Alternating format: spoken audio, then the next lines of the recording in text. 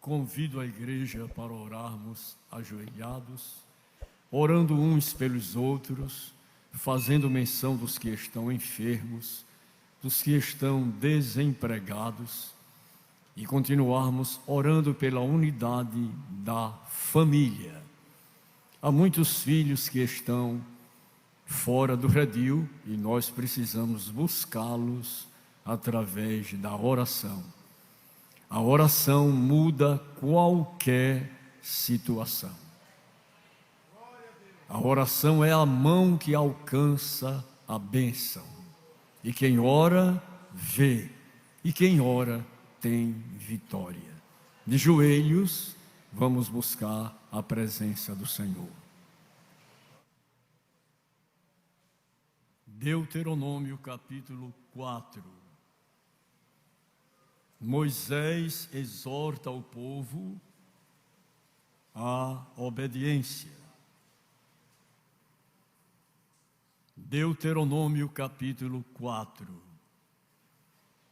Agora, pois, ó Israel, ouve os estatutos e os juízos que eu vos ensino para os cumprirdes, para que vivais e entreis e possuais a terra que o Senhor, Deus de vossos pais, vos dá. Não acrescentareis a palavra que vos mando, nem diminuireis dela, para que guardeis os mandamentos do Senhor vosso Deus, que eu vos mando. Os vossos olhos têm visto o que Deus fez por causa de Baal-Peor, pois a todo homem que seguiu a Baal-Peor, o Senhor teu Deus consumiu do meio de ti. Porém vós, que vos chegastes ao Senhor vosso Deus, hoje todos estáis vivos. Vede aqui vos tenho ensinado estatutos e juízos, como me mandou o Senhor meu Deus, para que assim façais no meio da terra a qual ides a herdar.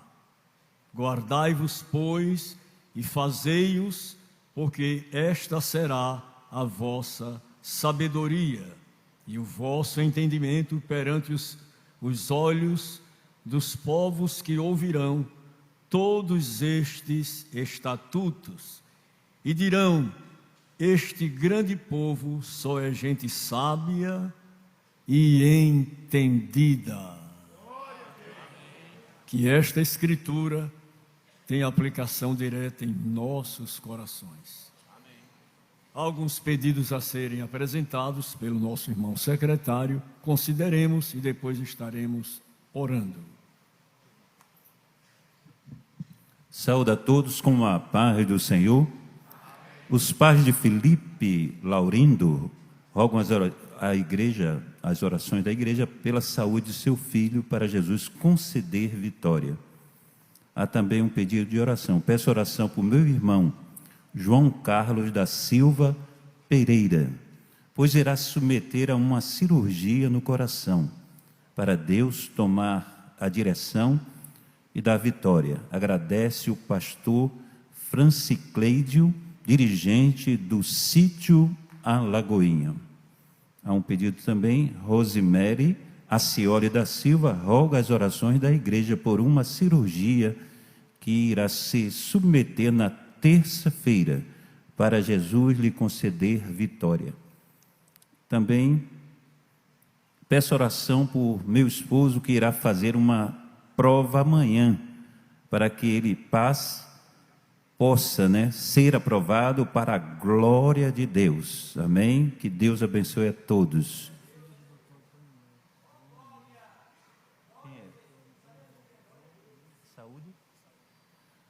O filho do nosso pastor Antônio Neto, para Deus estender a sua mão e lhe conceder saúde, não é? Como é o nome? João Anísio. Amém? Amado, temos aqui também um pedido de oração. Luzia Ramos da Silva roga à igreja oração também por sua saúde. Amém.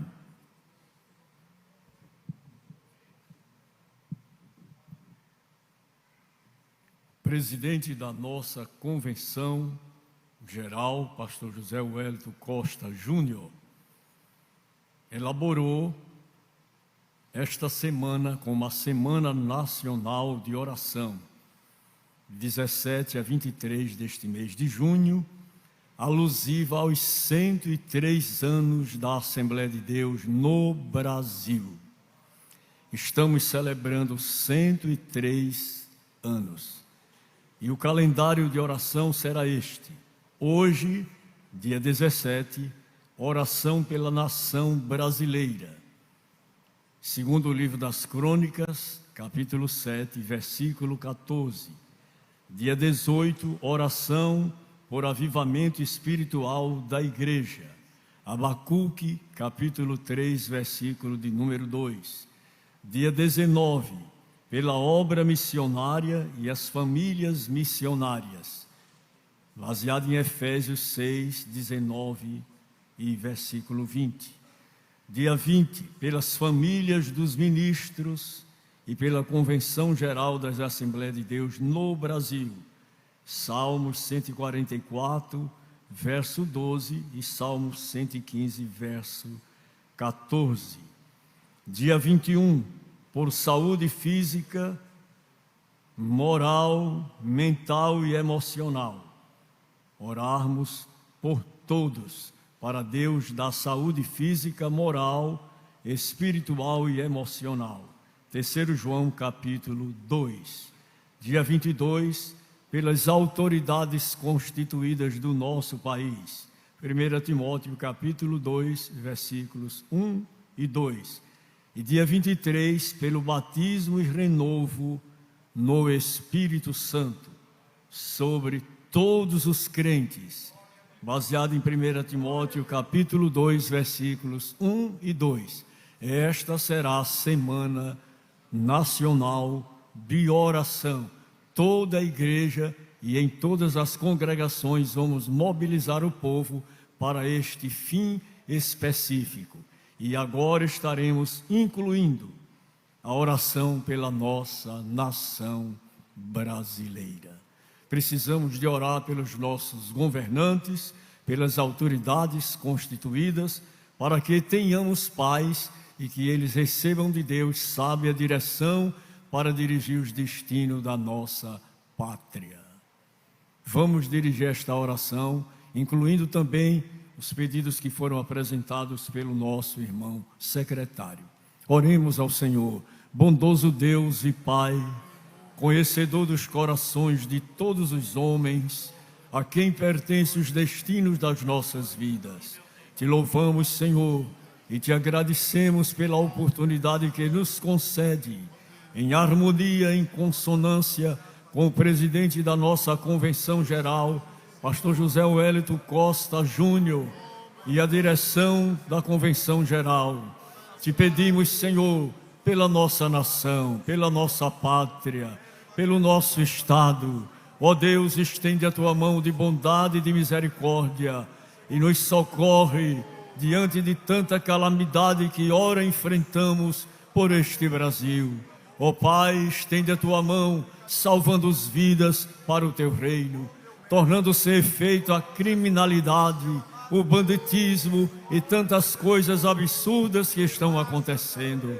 Senhor, o Brasil é teu, ele te pertence, tu nos comprastes com o teu sangue e a tua palavra nos diz: bem-aventurada é a nação cujo Deus é o Senhor e o povo que ele escolheu por sua herança.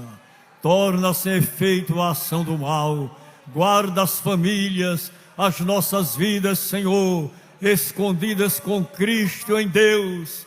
Ó Senhor, tu sabes de todas as coisas e tu vê o fim delas antes do começo. Preserva, Senhor, as criancinhas, a juventude e os irmãos de melhor idade, Senhor, que eles possam desfrutar da tua paz, da tua alegria e da tua comunhão, e que unidos pelos laços do amor e do Calvário, prossigamos, Senhor, de cabeça erguida, olhando firmemente para ti, que és o autor e o consumador da fé. Abençoa a nossa nação, abençoa o nosso estado, abençoa, Senhor, o Rio Grande do Sul e os irmãos que estão vitimados pela chuva que alagou e destruiu. Ó bondoso Deus, envia recursos, socorro do céu para a nossa pátria. Continua guardando o presidente da nossa Convenção Geral, o presidente de honra, Senhor, pastor José Wellington Bezerra da Costa. Meu Deus, a direção da Convenção Geral, os pastores presidentes do Nordeste e de todo o Brasil, concede a eles a tua graça e a tua proteção. Nos livra do mal, de todo o embaraço e do pecado que tão de perto nos rodeia, e ajuda-nos a corrermos com paciência a carreira que nos está proposta. Alegra o nosso coração, a nossa alma, e nos ajude em tudo, Pai Santo. Assim te pedimos, meu Deus, e te rogamos, em nome do teu santo e bendito Filho Jesus, que vive e que reina para sempre. Amém. Graças a Deus.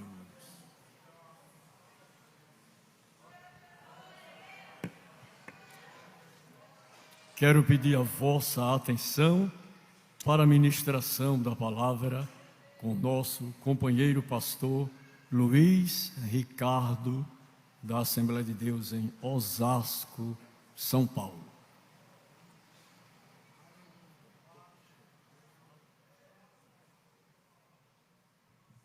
Queridos, quero saudá-los com a paz do Senhor Jesus, dizer de minha satisfação, de minha alegria, do grande privilégio que o Senhor nos concede de estarmos reunidos nesse precioso culto de ensino da Palavra de Deus aqui em nossa igreja.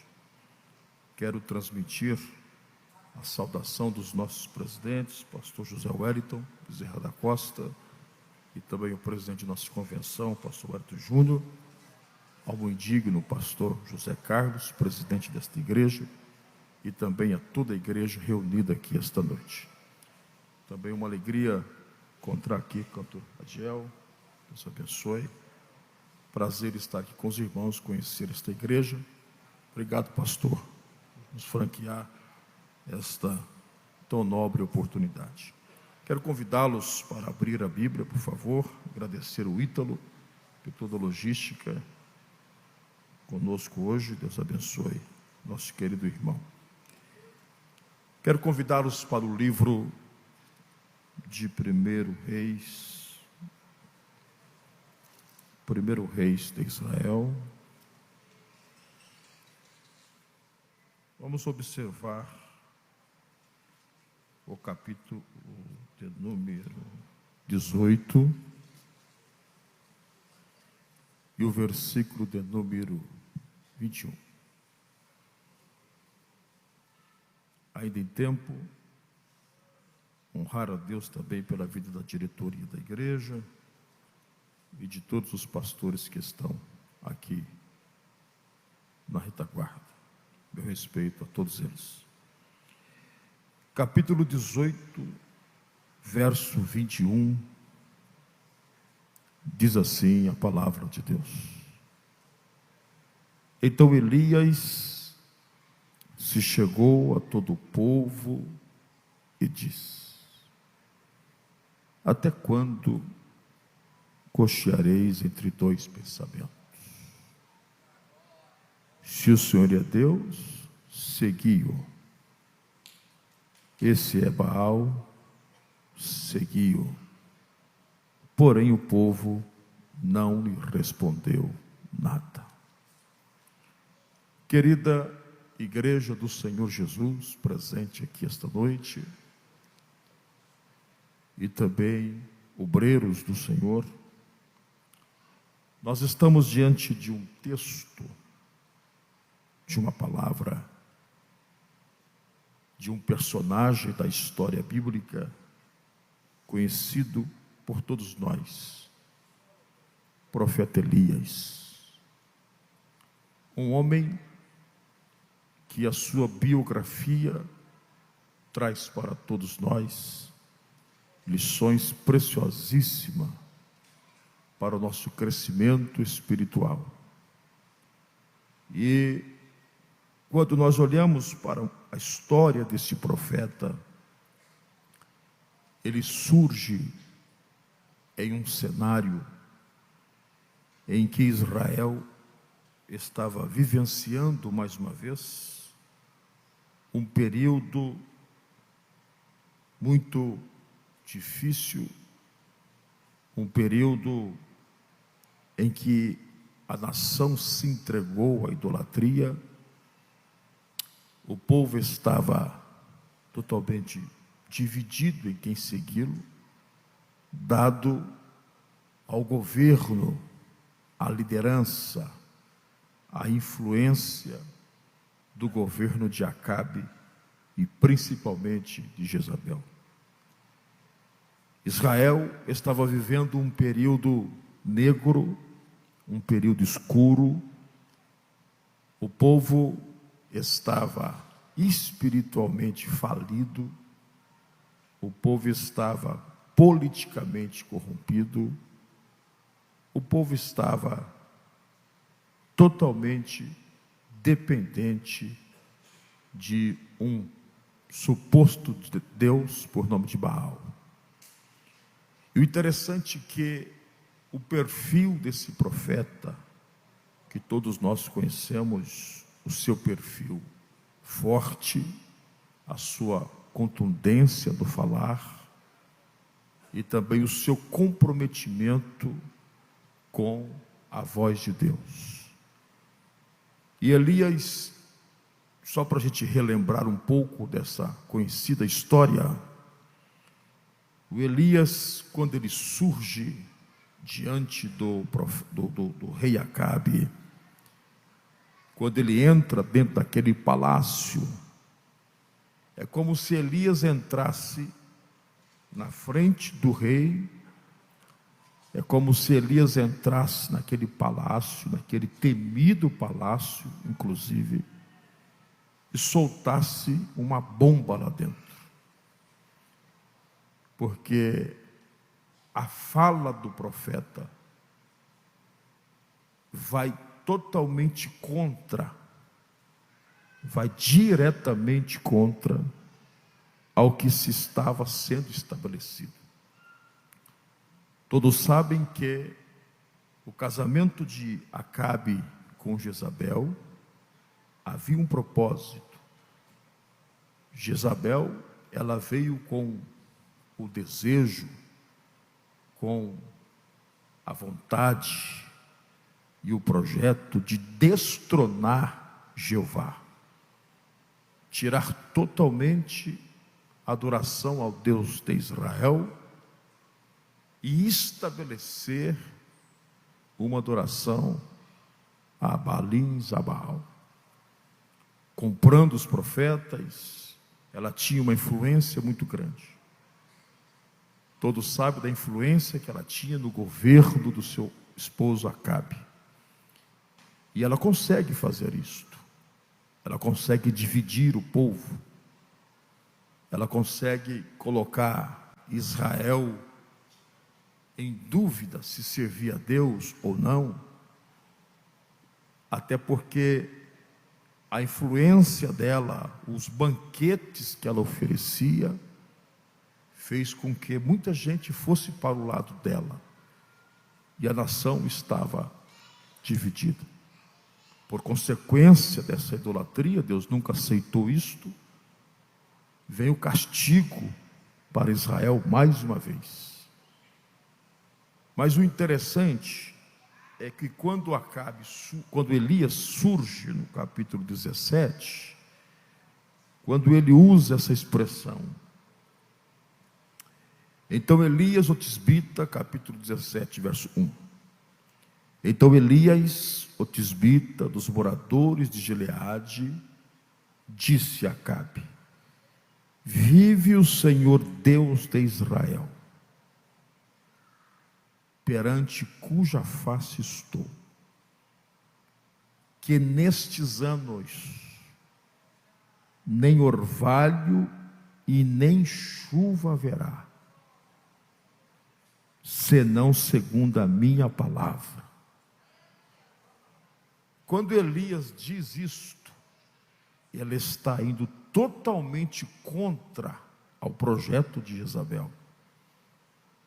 Quando Elias diz isto, ele bate diretamente contra a entidade que estava se estabelecendo ali.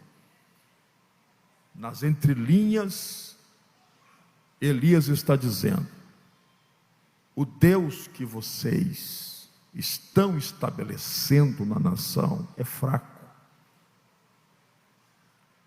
porque a força de Baal era a chuva, a fertilidade.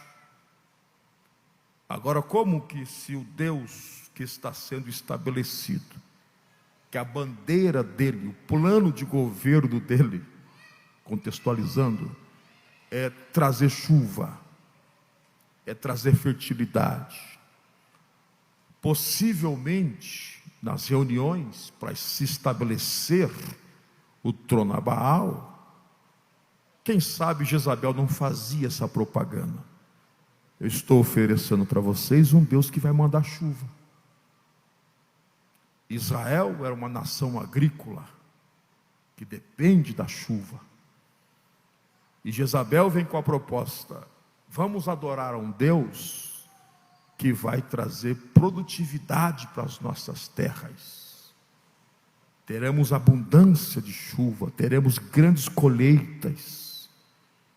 Ou seja, teremos lucros, teremos prosperidade. Eu tenho certeza que com esse discurso Jezabel ganhou as pessoas. Aí entra um profeta, sem pedir licença, sem avisar nada, sem ser chamado, simplesmente diz: parou a chuva, não vai ter chuva. Ele está arrumando um problema. Ele está batendo de frente com algo que está sendo estabelecido. Mas a coragem desse profeta fez ele ir lá e dizer o seguinte: não é só chuva não, nem orvalho, vou secar tudo. Vai fechar todas as torneiras.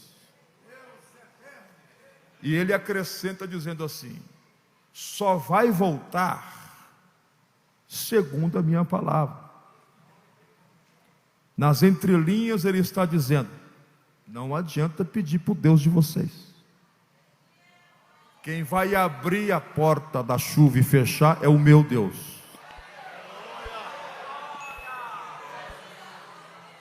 Isso deixou Acabe nervoso. Possivelmente, de repente, nem acreditou naquilo. Mas Deus que vai montando o cenário, Ele tem duas estratégias conosco. A primeira, Deus nos apresenta quando Ele quer nos apresentar, por isso você não precisa de se oferecer. Deus apresenta quando Ele quer te apresentar. Você não precisa de ter pressa de se aparecer. Deus te apresenta quando Ele quiser te apresentar. Mas só que tem uma coisa que Deus faz que muita gente não gosta.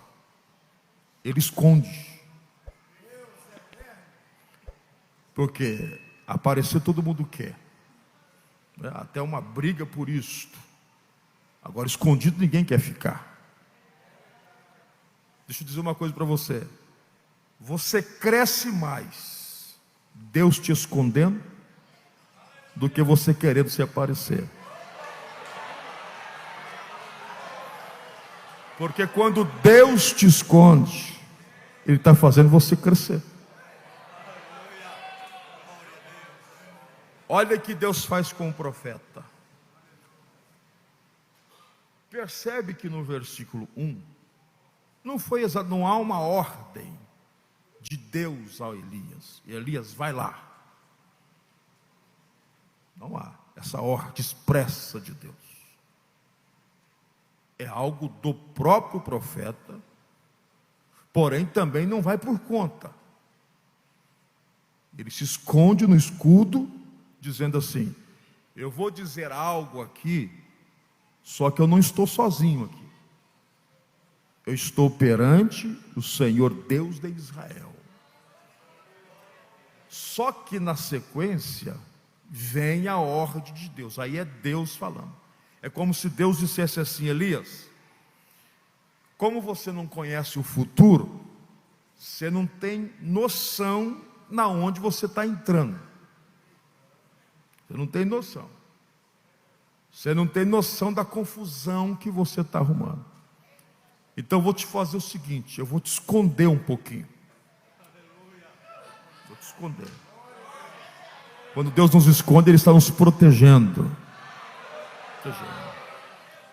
Versículo 2. Depois veio a palavra do Senhor dizendo: vai-te daqui, sai desse palácio. Sai de perto. Vira-te para o oriente e esconde. Fique escondido, porque essa palavra que você lançou aí vai sacudir o palácio, vai mexer com todo mundo. A hora que as fontes começar a secar, eles vão te procurar por tudo quanto é lado. Então eu vou te esconder, e na hora certa eu te trago de volta para o cenário. A Bíblia diz assim: vai-te daqui e te esconde.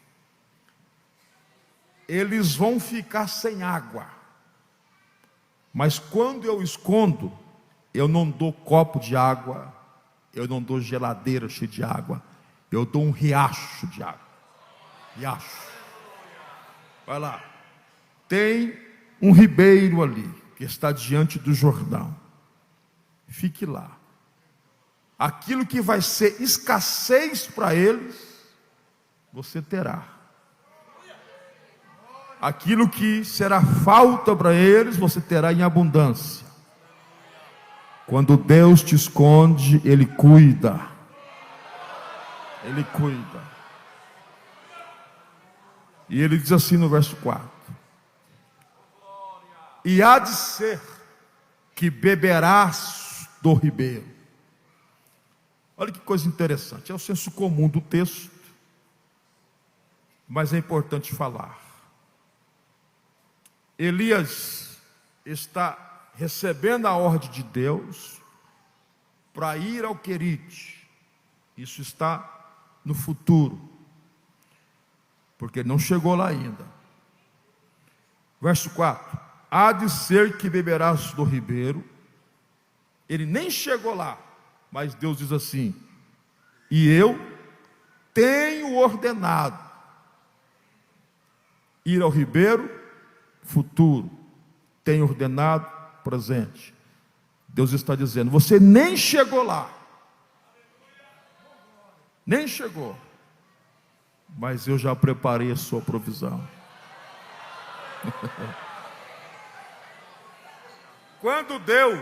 Quando Elias entra no palácio, Deus sabia o que ele ia fazer. É como se Deus dissesse assim: já prepara o ribeiro e o corvo. Já prepara. Ele diz assim: já falei aos corvos que ali te sustentem. Não fique preocupado com o futuro. Por quê, pastor? Porque Deus não tem futuro. Deus não tem passado. Deus é um eterno presente. Só Ele pode dizer que é o mesmo ontem. Você não é o mesmo de ontem. Alguma coisa mudou no seu corpo e você não percebeu. Alguma coisa mudou. Só Deus pode dizer: eu sou o mesmo sem cansar, sem envelhecer. Os dias de Deus não têm fim. Deus não sente sono, Deus não dorme, não dá cochilado, o guarda de Israel não tosqueneja. Deus não sofre de cansaço da mente, Deus não precisa de nada disso. Ele é eterno. O futuro desta igreja está na mão de Deus. Descansa o seu coração. Já tem ordenado a provisão, a obediência do profeta. A obediência está linkado a todas as nossas vitórias, os nossos sucessos. Ele fez, verso 5 diz que ele fez conforme a palavra do Senhor. O jeitinho que Deus fez. Então ele tinha água, pão, carne e água. Todo dia. O mais interessante é que o corvo, eu fico pensando no instinto do corvo, em ter que viajar algumas distâncias, pastor, segurando um pedaço de carne na boca, sentindo o cheiro daquela carne, e não poder comer aquilo. É Deus falando no instinto do corvo. Esse é do meu profeta. Aquilo que é teu, o corvo não pode comer. Aleluia. Pode chegar perto, pode sentir o cheiro, pode sentar perto da cadeira, pode encostar, mas não toma o teu lugar. O que Deus ordenou para você vai chegar na sua casa, no seu endereço. Muito bem. Passou-se o tempo, o profeta adquire essa experiência extraordinária, porque quando estamos escondidos com Deus, nós temos as nossas maiores experiências. As nossas maiores experiências, elas são longe da multidão. As nossas maiores experiências é longe das pessoas que estão por perto de nós. Você conhece Deus quando você está você e Ele.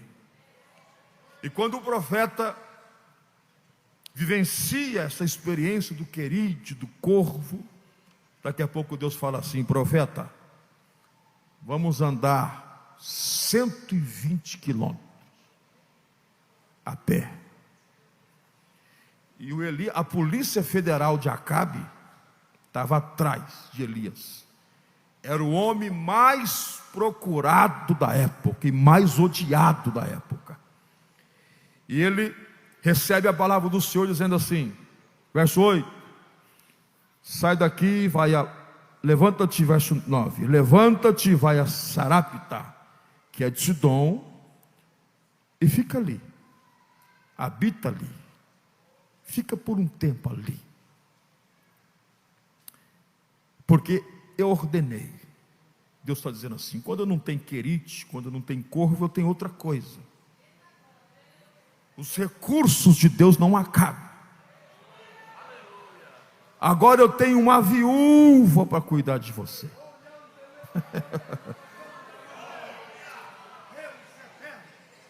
É Deus também mexendo um pouquinho na personalidade do Elias. Porque se você estudar a personalidade do Elias, você sabe que ele é um homem, um carrasco, uma natureza forte, não é? E aceitar ser cuidado por uma mulher é mexer com a sua natureza. E viúva ainda, e pobre ainda. Então, é Deus mexendo, dizendo assim para Elias: Elias, eu uso quem eu quero para cumprir os meus propósitos. Não podia ser outra, não. É uma mulher pobre, vai lá. E a Bíblia diz o seguinte: ele foi, obedeceu. Quando ele chega na porta da cidade, ele vê uma viúva lá apanhando lenhas. pegando gravetos. E Elias começa pelo caminho da simplicidade. Qual é o caminho da simplicidade? Água. Porque água fala de coisas simples. Ninguém tem dificuldade de oferecer um copo de água. Inclusive, pedir água, como o profeta pede aqui, às vezes serve até para iniciar um diálogo. Você chega numa casa, você vai fazer uma visita, aí você não sabe o que fazer. Me dá um copo d'água. Você nem está com sede. Nem está com sede. É apenas para quebrar o gelo, criar uma aproximação. E água é uma coisa tão simples que não chama a atenção de ninguém. Ninguém vai falar assim: olha, eu passei em tal lugar, vi fulano bebendo água. Ninguém vai falar isso. E outra, você chega numa casa para fazer uma visita pela primeira vez, você não tem vergonha de pedir água. Você não tem coragem de chegar numa casa pela primeira vez e falar assim: irmão, traz um copo de suco para mim. Traz um refrigerante para mim. Você não vai fazer isso. Agora a água você pede, porque a água é simplicidade. A água ninguém não chama a atenção de ninguém, por mais difícil que a pessoa esteja passando um momento de dificuldade, mas água ela tem na casa dela para beber. A água fala de coisas simples. Qualquer um pode oferecer água. Qualquer pessoa pode oferecer um copo de água. Então o profeta começa pela simplicidade. Me dá um copo de água. E a mulher, por mais que ela estava em crise, ela não questionou da água. Ela não questionou. É tão verdade que quando o profeta pede a água, no verso 11 diz assim: e indo ela buscá-la, imediatamente ela foi buscar a água. Ela não reclamou de preço de água. Ela não disse que estava com dificuldade, não. E olha que interessante, eles estavam em um período de seca. Eles estavam em período que água era ouro, mas ela tinha água. Por incrível que pareça, água ela tinha. E não reclamou da água. Talvez o profeta fez aquilo para um teste, não sei, mas ela tem água. Como assim essa mulher tem água? Aí o profeta sobe o nível do pedido. Ele aumenta o pedido. Não, eu não quero só água, não. Eu quero comer também. Eu quero pão. Eu quero também um bocado de pão. Traz um copo de água e um pedaço de pão. Quando o profeta pede pão, aí ela abre o cenário. Aí ela conta a verdade. Aí ela conta a realidade. E diz assim, no verso 12: porém ela disse: vive o Senhor teu Deus, que nem um bolo tem, senão um punhado de farinha numa panela, um pouquinho de azeite numa botija.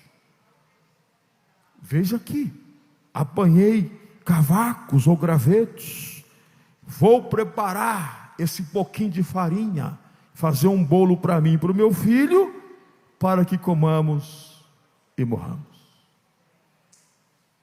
Naquela casa, tudo era pouco.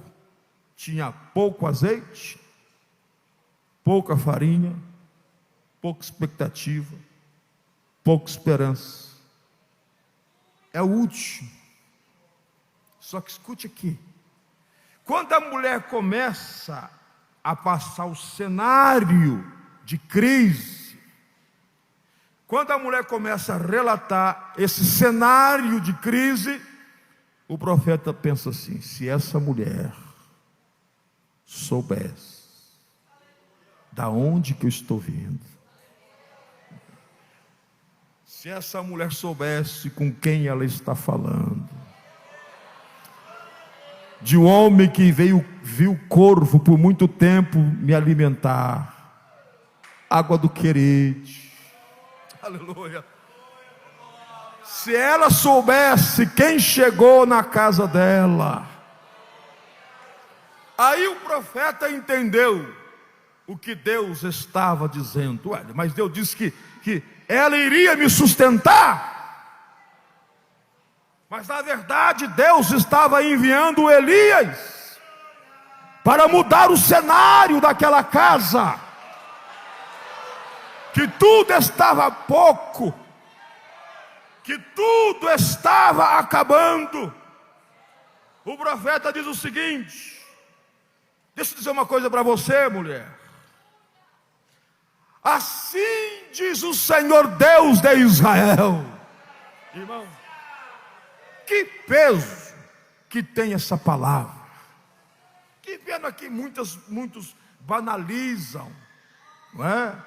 Muitos, infelizmente, fragilizou essa fala, banalizou essa fala, brincou com essa fala, usou de forma indevida, usou quando não era para ser usada.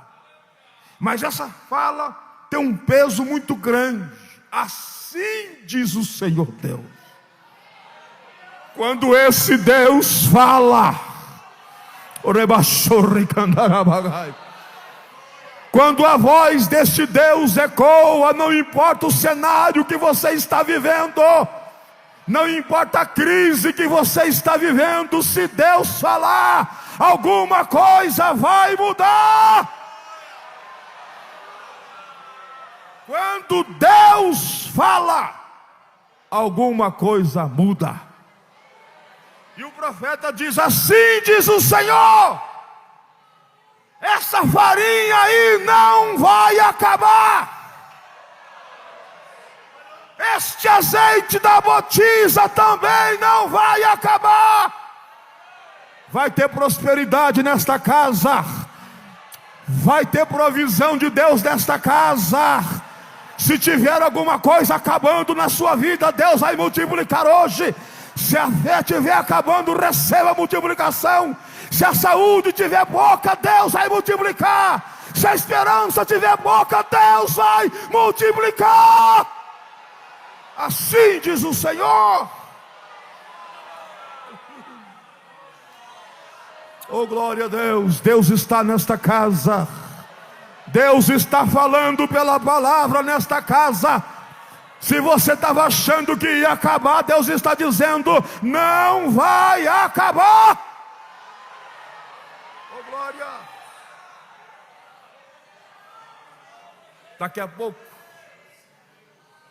é como se Deus dissesse assim para o Elias: está na hora da gente resolver o problema. Esse negócio de corvo, esse negócio de querido, esse negócio de viúva é só estágio. Porque no entorno tem uma crise maior. No entorno tem um castigo em evidência. Eu estou castigando a nação por causa da idolatria. Então vamos resolver esse negócio. Capítulo 18 diz assim: veio a palavra do Senhor no terceiro ano, isso depois de 3 anos, dizendo: é hora de mostrar-te Acabe e mostrar para ele quem tem a chave da chuva. Oh, glória. É hora de mostrar para Acabe o porquê essa crise veio. E Deus coloca a pessoa certa, na hora certa, no momento certo. Não podia ser outro. Porque se fosse outro aqui, não teria coragem de enfrentar o que esse Elias enfrentou.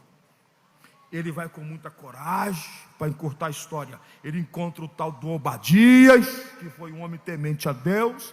E a coisa era tão forte, Elias era tão odiado e tão procurado, que Obadias ficou com medo de falar que viu ele. Não, se eu falar que eu te vi, você soma aí, vai dar um problema, porque você não tem noção. Tem cartaz seu para tudo quanto é lado.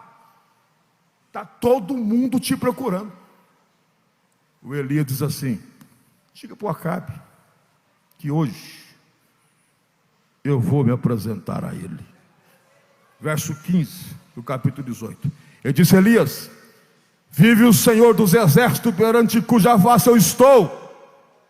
Olha aí, lá no começo, o segredo está aí. É nunca sair da presença dele. Não existe só homens corajosos, existe homens revestidos da autoridade que Deus dá.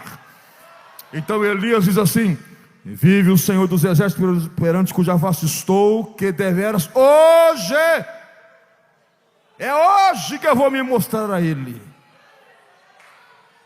Sente um pouquinho aí a situação, verso 17. E sucedeu que, vendo Acabe, Elias disse a Acabe: és tu? Olha a raiva aí. Você acabou com o meu governo. Você é um perturbado. Depois que você entrou naquele palácio, você perturbou tudo. Você estragou o meu governo. Ele dá um apelido para o profeta: você é um perturbador de Israel. Se Elias fosse medroso, ouviu um negócio desse, Elias escuta e diz assim: não, você não está entendendo, perturbador é você. Perturbador é você, a sua casa, sua família, sua esposa, seu governo, você. É vocês que estabeleceu, deixastes os mandamentos do Senhor e se dobrou aos Baalins, a Baal, a Astarote. Então eu não sou perturbador, você que é um desviado, você que é um homem que perdeu o temor de Deus e vendeu o seu governo para sua esposa, é você que corrompeu Israel. Elias não abaixa a guarda. Você quer resolver esse negócio? Vamos para o monte. Oh, glória a Deus. Não vou fugir de você, não. Vamos para o monte. Olha a convicção do profeta: se o teu Deus responder, vamos servir ele. Agora, se o meu responder. Aí o profeta, esse versículo que eu li, ele diz assim: então Elias disse ao povo: até quando vocês vão ficar se vendendo por essa Jezabel? Até quando vocês vão ficar com essa indecisão? Se serve ou se não serve? Se vendendo por um churrasco de Jezabel? Se vendendo por uma mesa dela, por um banquete dela? Até quando? Quando você vai ficar fazendo essa aliança, não sabe se é, se não é, se está, se não está, se serve, se não serve, se é crente, se não é crente, se adora ou se não é adora, se é daqui ou se não é daqui. Até quando vai ficar desse jeito? Enquanto tiver assim, a miséria vai ficar, não vai ter prosperidade. Mas quando se toma a decisão, vamos cortar a história, porque eu acredito que meu horário já está terminando. Consertou-se o altar de Deus. Você conhece toda essa história. O que eu acho interessante, para começar a fechar a mensagem, é a oração do profeta. Porque a convicção, o crente, quando ele tem a convicção de quem ele serve, ele não fica desesperado se vai dar certo ou vai dar errado. Ele tem certeza que vai dar certo. Pode ir na frente, pode pedir primeiro, faça a vez de vocês. Quando chega a vez do Elias, ele só diz assim: e sucedeu, pois, que oferecendo-se a oferta de manjares. Olha a oração do profeta. O profeta Elias se chegou e disse: ó Senhor Deus. O que eu acho bonito é isso aqui. A honra da história não era mais a vez de Abraão, de Isaac, já tinha passado, era a vez de Elias, mas ele honrou a história. Ele está querendo dizer o seguinte: não existe só Deus de Elias, Deus não é só Deus de Elias, Ou seja, Deus não faz só através de você. Deus também usa outras pessoas. Elias está dizendo o seguinte: Deus de Abraão, de Isaac e de Israel. Olha o que ele diz: manifeste-se hoje que tu és Deus. Sabe o que Elias está dizendo? Elias não desafia Deus aqui não. Elias não diz assim: se tu és. Se Elias dissesse assim: manifeste, se tu és Deus, manifeste, Elias está dizendo: até eu tenho dúvida se tu és. Mas o Deus que esteve comigo no Querite, na casa da viúva, você ainda tem dúvida depois de tudo que Deus já fez na sua vida? Então Elias não tinha dúvida de nada. Elias está dizendo assim: Senhor, a dúvida não é minha. Quem não crê é eles. Quem se vendeu foi eles. Quem se rendeu ao sistema idólatra foi eles, não fui eu. Então eu tenho certeza que tu és. Elias está dizendo assim: para mim nem precisava disso aqui. Isso aqui é para eles. Então manifesta-se que tu és Deus. Tu és Deus. Ele é Deus, Ele é Deus, Ele é Deus. Quem acredita que Ele é Deus, quem confia que Ele é Deus, quem pode exaltar a Ele, porque Ele é Deus. Oh, glória. E o mais bonito para fechar isso aqui, ó: e eu sou teu servo. Nada mais do que isso. Não é porque eu parou a chuva. Você já viu alguém parar a chuva? Não é porque alguém fechou as torneiras do céu. Não, eu sou o Elias, eu sou o profeta. Não, tu és Deus e eu sou teu servo, e para mim está bom. O importante é Ele ser glorificado. A casa de Deus não é casa de outros deuses, é a casa do nosso Deus. Só Ele merece ser adorado. Nós somos servos e Ele é Deus. Ele é Deus, Ele é Deus. Levante a mão para adorar este Deus. Ele é Deus e nós somos o teu servo.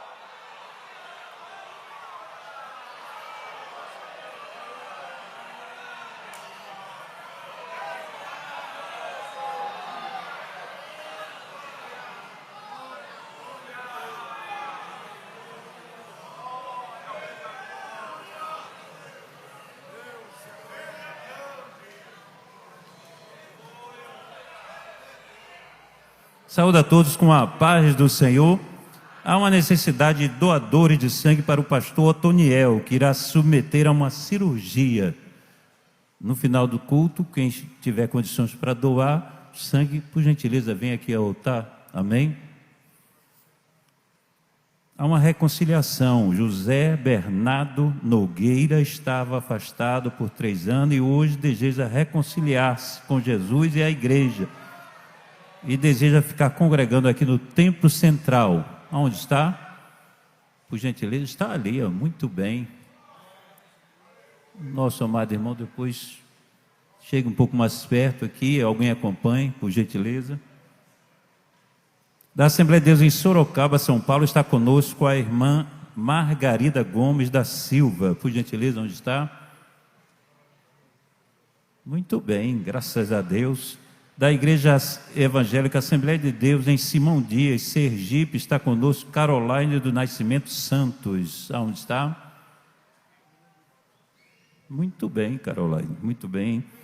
Ainda da Igreja Evangélica Assembleia de Deus no estado de Alagoas, mais precisamente em Maceió, está conosco o pastor Josias Medeiros, da Convenção Comadal.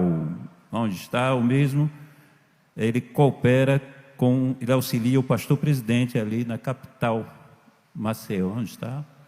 Muito bem, graças a Deus, uma honra para nós também. Com carta de mudança, está conosco ali da Assembleia de Deus em Abreu Lima, Pernambuco, o presbítero André do Nascimento Rego e a sua esposa Suzana Conceição Alves de Melo, com carta de mudança. Onde estão, por gentileza? Muito bem, graças a Deus, é uma honra. Depois pegue conosco aqui no final as cartas, aqueles que foram apresentados, o nosso pastor já tem assinado, amém? Com carta de recomendação da Igreja Evangélica Assembleia de Deus em Pernambuco, mais precisamente em Lagedo, está o auxiliar de trabalho Everton Leandro da Silva, está a nossa irmã Noelma Alexandre da Silva Leandro e Ivanildo José Leandro, também serve ao Senhor como auxiliar de trabalho. Onde estão, por gentileza? Estão ali. Vamos cumprimentar a todos que foram apresentados, dizendo: sejam muito bem-vindos, em nome de Jesus, amém?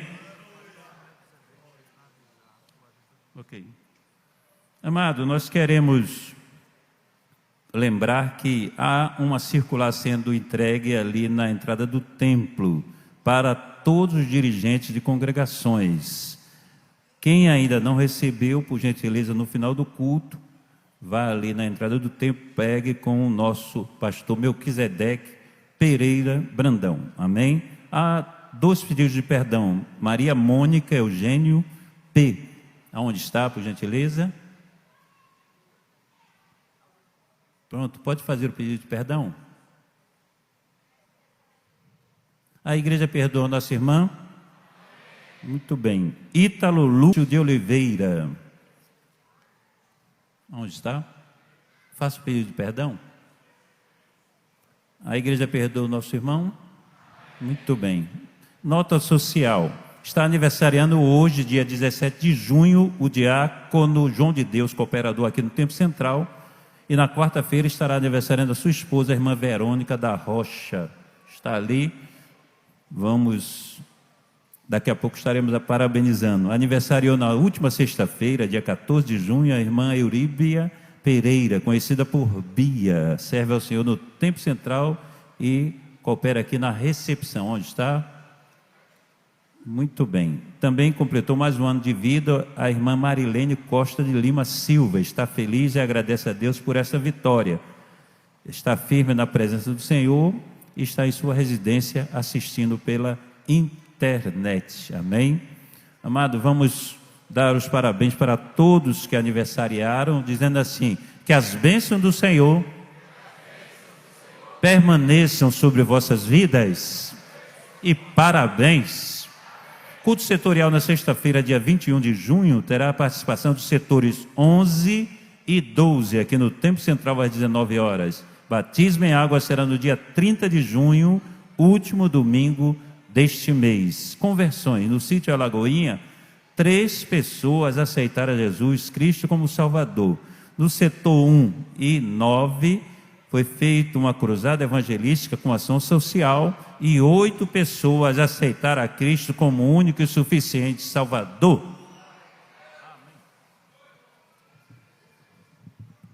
Isto posto, fiquemos em pé. O culto de segunda-feira tem que começar de 6h30, porque há muitas informações. E a gente não capta tudo. Não. Eu digo isto porque no tempo que eu estudava, o professor tinha 40 minutos de aula. Quando ele passava mais 10, aí pronto, ninguém entendia mais nada. E se fosse matemática ou física, pior.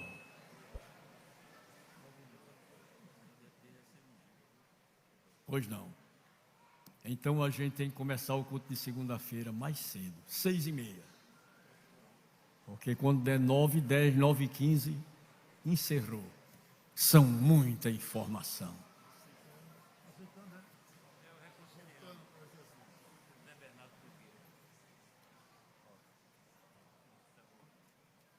Olha aí, pastor. José Bernardo Nogueira.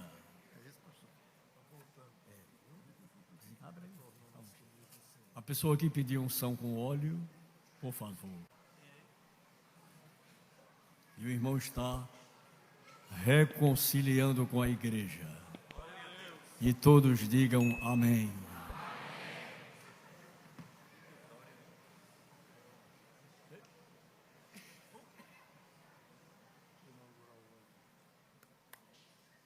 Quem mais necessita das orações? Temos um aviso da SEMAD, mas nós vamos deixar para segunda-feira. As informações já foram tantas que a gente não consegue lembrar.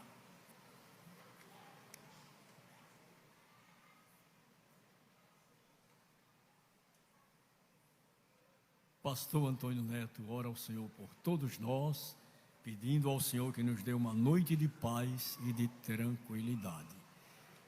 Domingo, nós temos Escola Bíblica Setorial em Colinas do Sul, domingo, às 2:30 da tarde, seguida de um culto de ação de graças naquela igreja. Saúde a igreja com a paz do Senhor. Senhor meu Deus, Pai maravilhoso, nós estamos aqui, Senhor, jubilosos e orgulhosos de pertencer a Ti, porque tivemos uma palavra excelente, presenciamos que a Tua situação aqui na igreja é boa, que o povo te recebe, te respeita e que Tu estás fazendo milagres aqui dentro. Nós só podemos viver te agradecendo, meu Deus. Nós estamos aqui agora para dizer: Deus, abençoa-nos em nome de Jesus. E quem crê, diga amém. Amada igreja, paz do Senhor. Que a graça do nosso Senhor Jesus Cristo, que o amor de Deus, o nosso santo e precioso Pai, e que a comunhão preciosa do Espírito Santo esteja com todos, agora e para sempre. Amém.